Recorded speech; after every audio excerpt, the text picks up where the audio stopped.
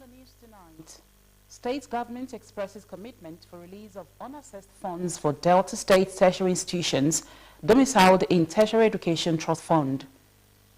Government at all levels to invest in precision farming and leverage on technology and artificial intelligence in agriculture to enhance food security and economic growth. Nigeria Police Force calls for bold step in tackling menace of ritual killings in the country. And abroad, Thailand's parliament picks Paetongtarn Shinawatra as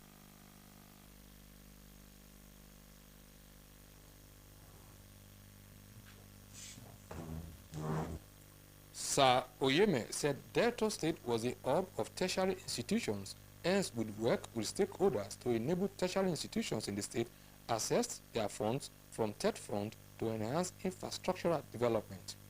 The Deputy Governor commended the House of Representatives Committee on TED Fund on their Technical Committee 2024 oversight visit to the state to interact with the heads of tertiary institutions in the state. He assured the committee of the state government's support to ensure that the purpose of the visit was achieved to facilitate the release of Representatives Committee on TED Fund. Honorable Mariam Unoha said the Technical Committee on Oversight was in the state for a working visit for stakeholders' engagement with heads of the state-owned tertiary institutions on the status of unassessed interventions. She disclosed that over 500 billion naira was yet to be assessed by tertiary institutions in the country from 2020 to date, even though the funds were already allocated.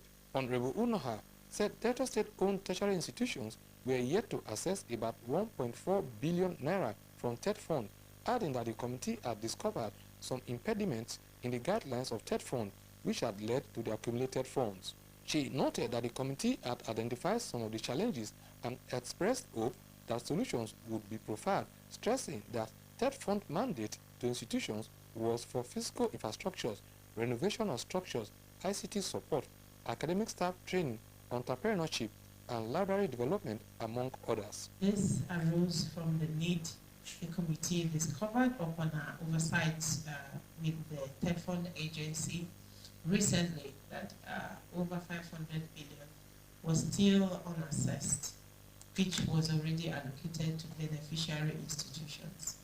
Professor John Butonukari, some vice chancellors and rectors of state-owned tertiary institutions, among others, attended the meeting. I am Pere Botu reporting. The wife of the state governor and founder of the Umata Charity Foundation, Dikines Tobore Oborewore, has been presented with a branded Toyota Sienna car in recognition of her service to humanity. A non-governmental group, NGO, the Asaba, Florence Oyibodero reports.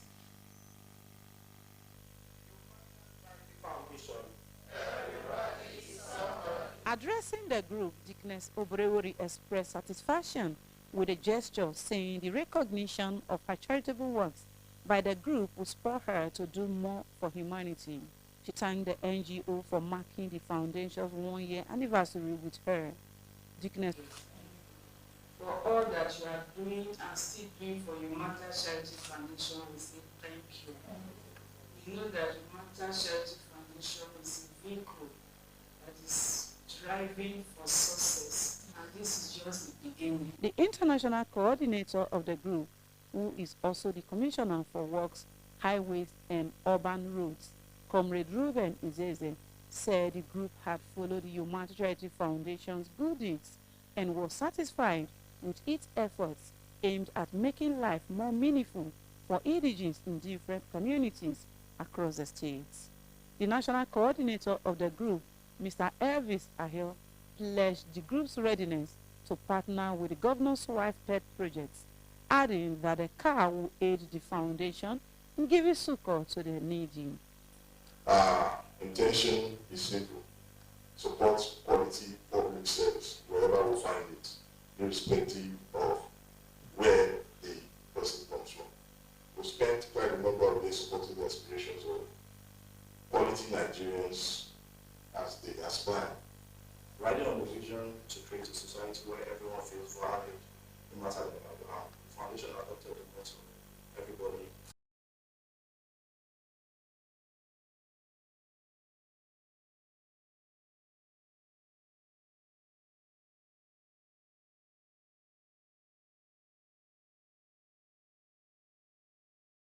to drive investment in precision farming and leverage on the use of technology and artificial intelligence (AI) in agriculture to enhance food security and economic growth was the crux of the message at the maiden edition of a summit at the instance of the Association of the Federal University of Technology Owerri FUTO Delta State Chapter held in Asaba. Maura Isopan reports. The FUTO Delta State Alumni Summit had its theme, Harnessing Emerging Technology for Inclusive Economic Growth, Leveraging AI and Agriculture.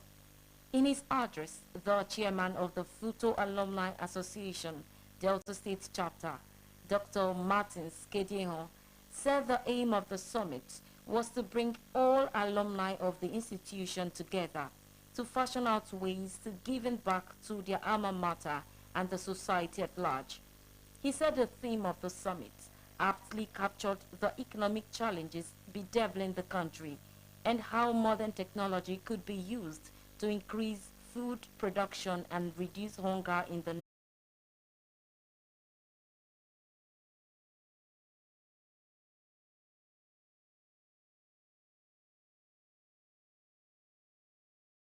of the Federal University of Petroleum Resources, FUPRE, and a FUTO alumnus and founder of the EA Daniel Farms, Saple, Mr. Daniel E.J., stressed the need for governments to sensitize local farmers on harnessing modern farming methods to increase productivity.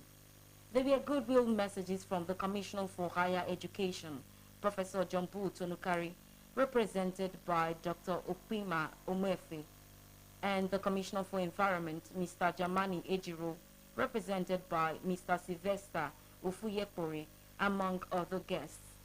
Some patrons of the FUTO Alumni Association said food production could be enhanced if the grassroots farmers were properly sensitized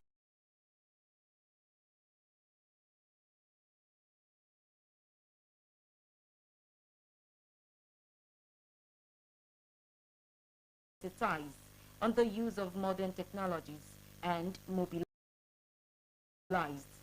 while calling on all the graduates of the university to join hands with the association in giving back to the society. Are here to impart for our younger ones. We are here to impart on Nigerians. We want to make them to know that FUTO is a bonded school. The alumni important personalities were gathered. And I can tell you for free, it has been an educative atmosphere. And the role of alumni association cannot be overemphasized. Featured presentation of awards to patrons of the association. Mora Isopa reporting. Residents in the state capital have appealed to relevant authorities to help open up canals and blocked drains which have caused air pollution in some streets. Henry Onogwa samples residents' opinion. Some of the residents expressed worries over the poor management of the drainages by the authorities in charge, saying the stench emitting from the drains in some major streets, especially the Delta Broadcasting Service, DBS Asaba Road, could be harmful to human health.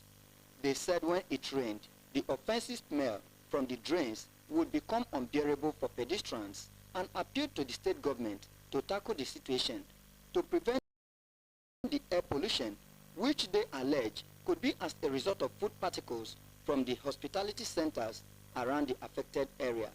Initially, the gutter used to flow.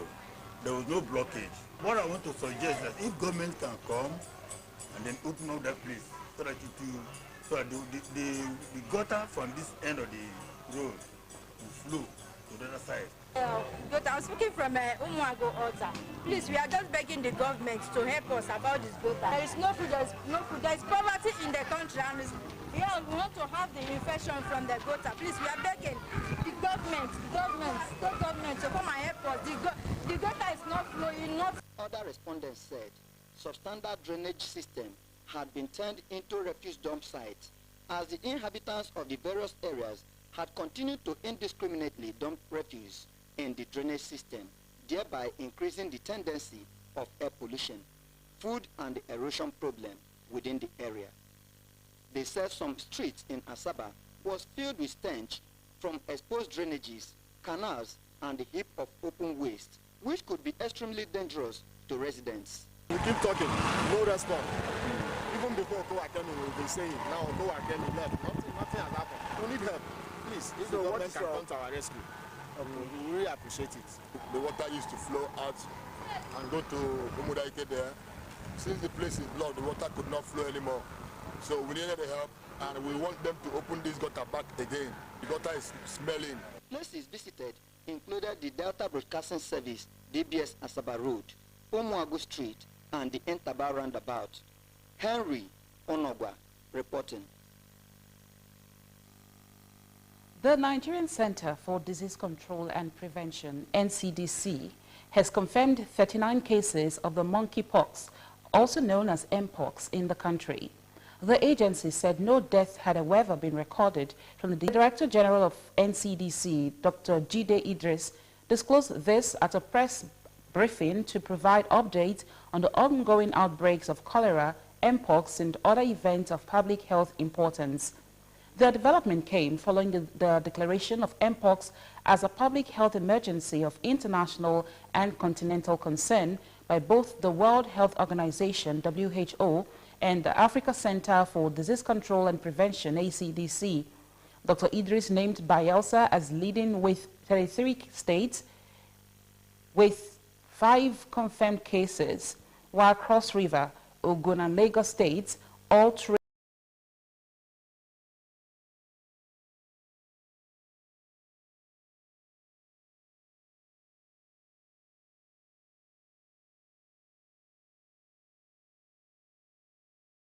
behind with 4 confirmed cases.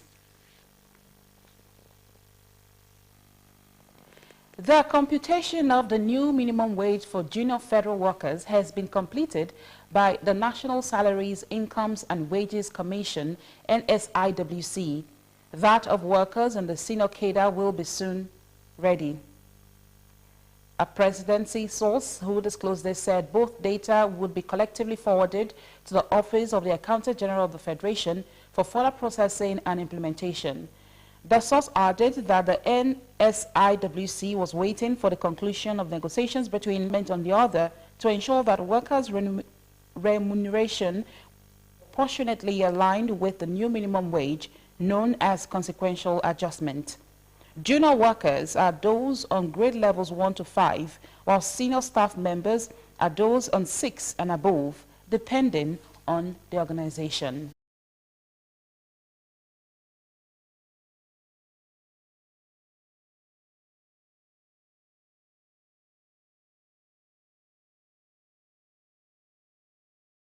Shinawatra as Prime Minister. Details of the story and many more will come after the short break. Please stay tuned.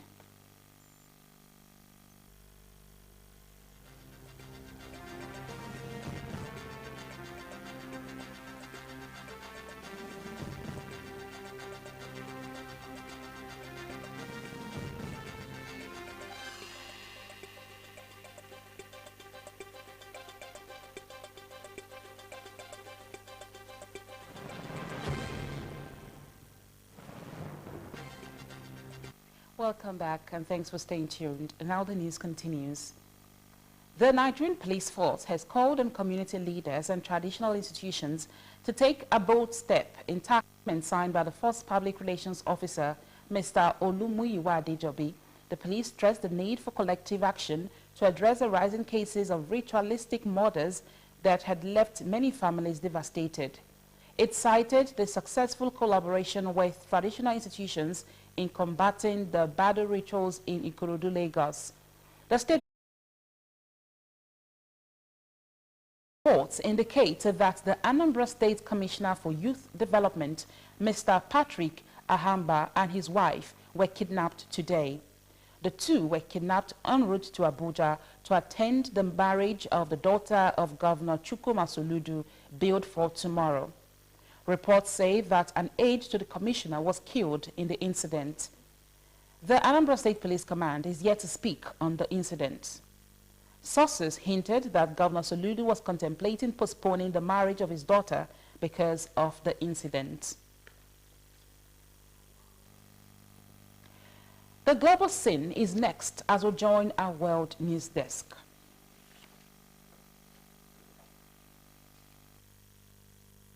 Thailand's parliament has picked Patotan Shinawatra, the daughter of billionaire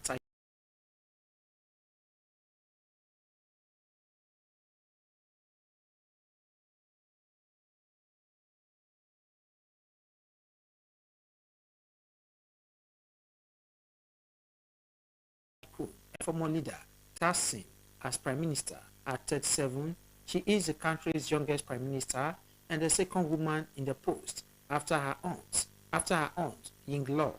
Her selection comes just 2 days after former prime minister Srettha Thavisin was dismissed by a constitutional court. Both a party, which came second at the 2023 election but formed a ruling coalition. Ms. Patotan faces the difficult task of reviving Thailand's third economy and avoiding the military coups and court interventions which have deposed 4 previous administrations led by her party. She was visibly overwhelmed, saying her hands were trembling from excitement. Ms. Patotan, who received 319 endorsements and 145 against votes, is the 4th member of the Shinawatra clan to become prime minister in the past 2 decades. The other 3, including her father, Thaksin, and aunt, Yingluck, were deposed by military coups or constitutional court ruling. The Kenyan country's main aviation union that is set to begin on August 19 from disrupting airport operations. The Kenya Aviation Workers Union, which represents workers' extra action from tender sale of Jomo Kenyatta International Airport.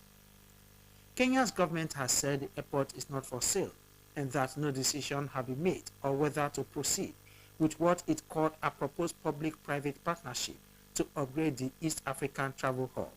The airport authorities said in a statement that discussions are ongoing between the Ministry of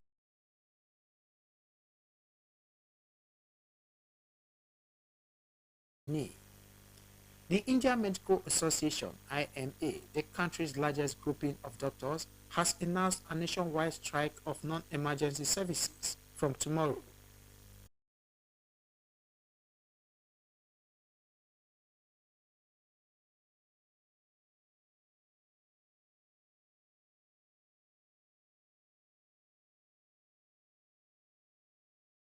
Commitment to promoting sustainable banking practices through the adoption of international financial reporting standards as part of a broader strategy to attract foreign investments and achieve economic growth.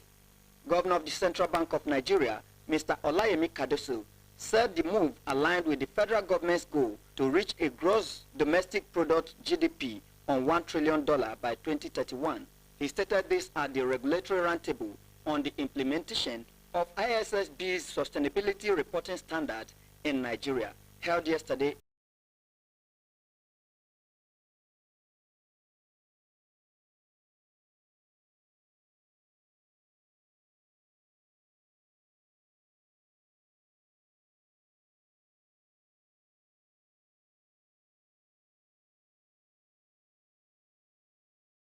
System Policy and Oversight Function, Mr. Musa Jimo, said the CBN collaborated with key stakeholders, including banks, discount houses, and other financial institutions to ensure a smooth adoption process within the banking sector.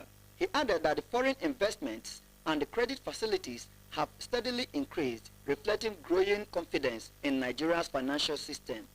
The reduction in the prices of garri, fufu, milk, and other items pushed Nigeria's food inflation to fall by 39.53% in July, from 40.87% in June. This is according to the Consumer Price Index and inflation data for the month of July, released yesterday by the National Bureau of Statistics, NBS. On a month-on-month basis, the country's food inflation rate in July 2024 was 2.47, which showed a 0.08% decrease compared to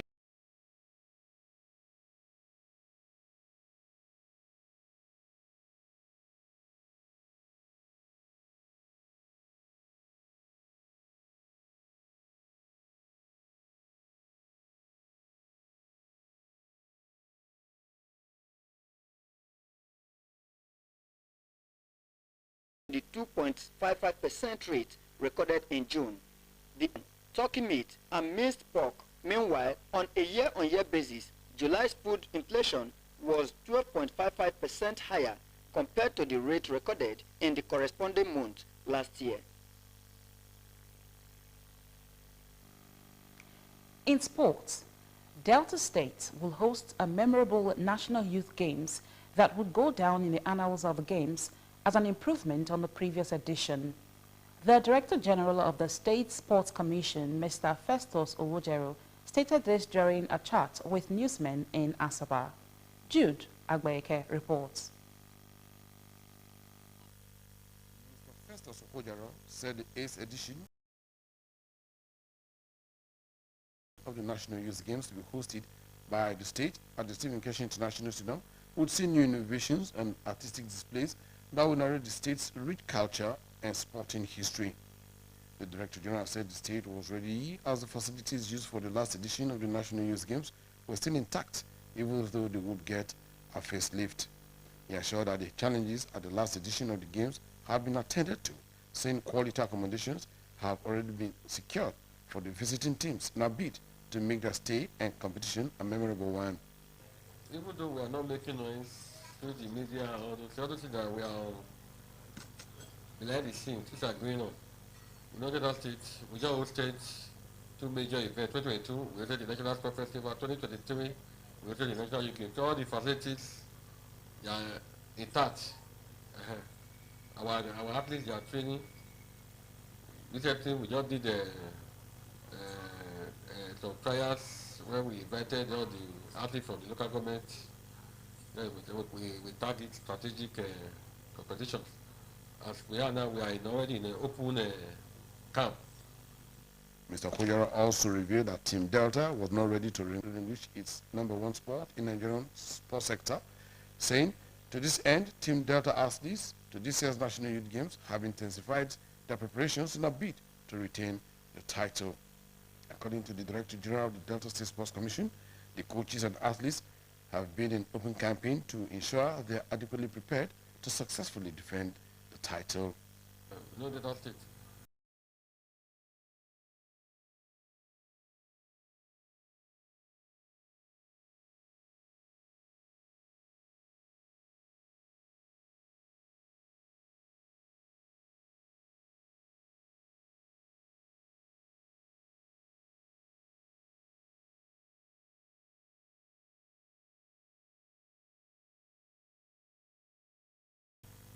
We're always on top. No state has ever gone to beat Delta in all the 7 we have done. So this one will not be an exception. To Delta State, definitely, we are hoping that we still maintain the lead and do more better. Team Delta had won 7 editions of the National Youth Games since its inception in 2007.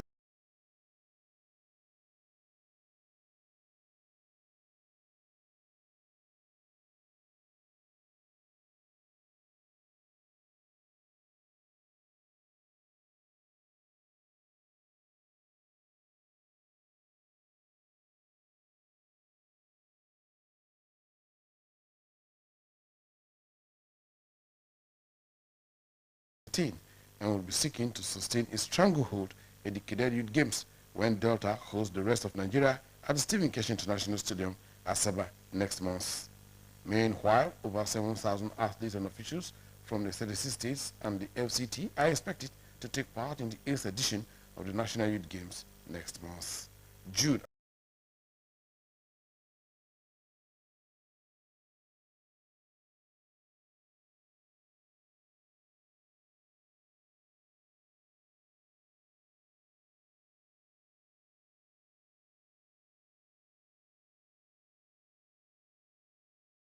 Reporting.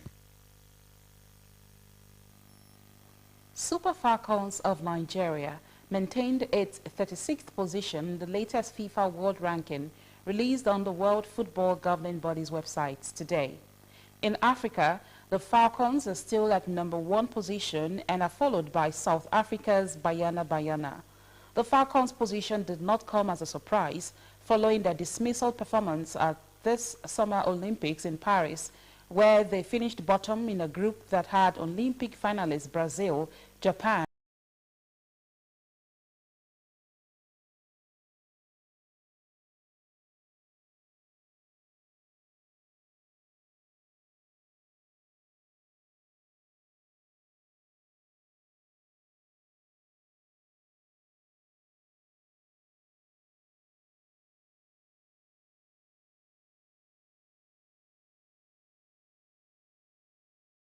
and world champions Spain. In their opening game against Brazil, the Falcons lost 1-0 and also fell by the same margin against Spain. The game against Japan also ended in defeat, 3-1, to end their return to the Olympics in disappointment, as they are now in 62nd place. Just like the Falcons, the Zambians also lost all their 3 group games in their second appearance at the Olympics. Other African teams who moved up are South Africa, who are now 50th place, and Tunisia at 58th place. Paris Olympic champion United States of America reclaimed #1 spot. Silver medal winner Brazil also moved up and are in 8th place, while Spain dropped to 3rd. The next FIFA Women's World Ranking will be released on 20th December 2020. One of Nigeria's most decorated football coaches, Samson Siasia, has become a free man to return to the sport again after serving a 5-year ban by FIFA. The former Nigerian international, who clocked 57 years 2 days ago, was initially banned for life for allegations of match fixing by FIFA. Siasia fought the ban imposed in 2019, trying to prove his innocence in the allegations of accepting to work in the Australian League under the terms of a known match fixer, Wilson Perumal. However, soccer came the way of the Bielsa-born gaffer when the Court of Arbitration for Sports reduced the ban to 5 years and the $50,000 fine squashed. Today is Siasia's Freedom Day to return to the football business. With the Super Eagles head coach job vacant following the resignation of Finidi George, speculations are rife that the Nigeria Football Federation may once again look in the direction of Siasia, who has had 2 stints at the position. However, other opportunities may also be available. Several clubs in Nigeria's domestic league, including the Nigeria Premier Football